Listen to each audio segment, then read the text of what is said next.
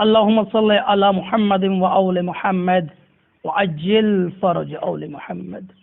سادات مومنین، آج ہماری گفتگو نماز قضا کے بارے میں ہے، اور دوسرا، کیا زیادہ استغفار کرنے کی وجہ سے یہ نماز قضا ہم سے ساقط ہو جائے گی یا ساقط نہیں ہوگی؟ جیسا کہ تمام مسلمان اس بات کو بخوبی جانتے ہیں کہ کسی صورت میں بھی نماز یومیہ ہم سے معاف نہیں کی گئی۔ حکم ہے آپ کھڑے ہو کر نماز نہیں ادا کر سکتے تو بیٹھ کر نماز کو ادا کریں، اگر بیٹھ کر نہیں پڑھ سکتے تو نماز کو لیٹ کر پڑھیں، اور پھر فرماتے ہیں اگر آپ لیٹ کر بھی نماز کو نہیں پڑھ سکتے تو اشاروں کے ساتھ نماز کو پڑھیں۔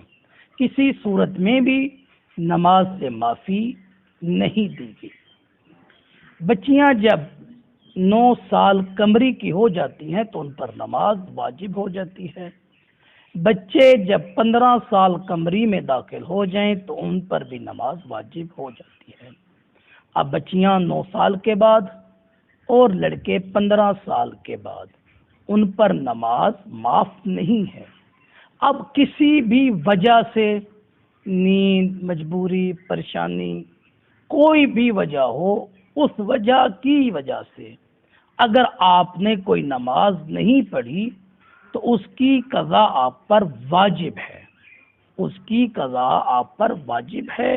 ہر صورت میں آپ نے اس کی قضا ادا کرنی ہے، اور جب تک آپ زندہ ہیں آپ نے اس کی قضا خود انجام دینی ہے۔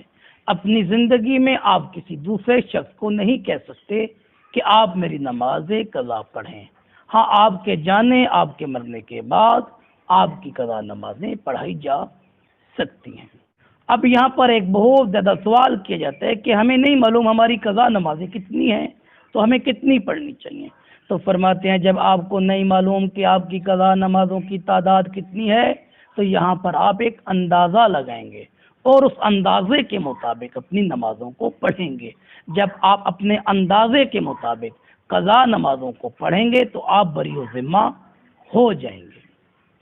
اب یہاں پر سوال کیا جاتا ہے کہ ہماری قضا نمازیں ہیں تو کیا ہم زیادہ استغفار کریں تو ہمارا جو قضا نمازیں ہیں وہ ہم سے ساقط ہو جائیں گی؟ فرماتے ہیں استغفار کرنی چاہیے، لیکن کسی صورت میں بھی آپ کی جو نماز قضا ہے وہ آپ سے ساقط نہیں ہوگی۔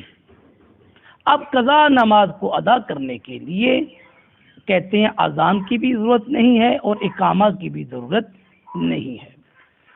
تو نماز قضا کو ادا کرنے کا سب سے جو آسان طریقہ ہے، آپ اپنی زندگی میں معمول بنا لیں۔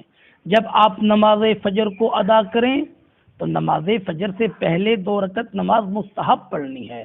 آپ ان 2 رکعت مستحب کی جگہ اپنی قضا نماز کو پڑھ لیں، آپ کو مستحب کا بھی ثواب مل جائے گا، اور قضا جو آپ کے گردن پر تھی اس کا بھی آپ کو ثواب مل جائے گا۔